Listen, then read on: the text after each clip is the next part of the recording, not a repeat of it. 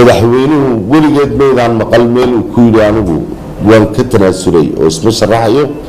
madaxweynuhu waa musharaxa soo socda ee xisbiga kulmiye ee talada dalka 5 sano ee ku xigta 5 marka ay dhammaato. musharaxiinta kale imika dhawaaqooda qaar ay maqalay oo gudoomiyaha xisbigu ka mid yahay qaarkood kalena ay iman karaanba xaq bay u leeyihiin. muwaadin kasta oo xisbiga kulmiyaha sida sharcigu qabo wuu issharaxi karayaa, wuxuu isu sharaxi karayaa jagooyinka iyo xilalka qaranka ee fursadaha sharci ay banaynayaan. macsato iyo odayaal kale iyo waxgarad bay isugu jiraan.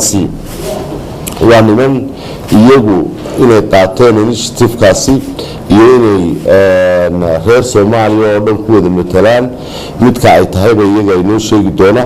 laakiin socdaalkooda ujeedadoodu waxa weeye inta aynu ognahay ilaa imika sheegeen inay tahay inay Somaliland arkaan waxa ay qabsatay oo ay ku hambaliyeeyaan in ay Somaliland wax ka bartaan.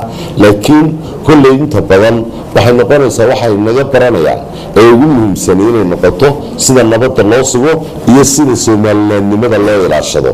marka iyaguna waxay ilaashan doonaan Soomaaliya, inaguna waxaynu ilaashan doonaa teema. kamay tarjumaynin ninka yiraahda waaqaca dalka ka jira wuxuu aflagaadeynaya golaha uu ka mid yahay. waayo madaxweynaha markii uu khudbadda dhameeyay shacabka ay ku qaabileen oo ay ku sagootiyeen xildhibaanada golaha waxa uu markhaati ka ahaa inay raali geliso khudbaddii madaxweynuhu ka jeediyay halka. marka mid iyo laba iyo sunna khaalid waxay qaar fara badan xagla toosiye.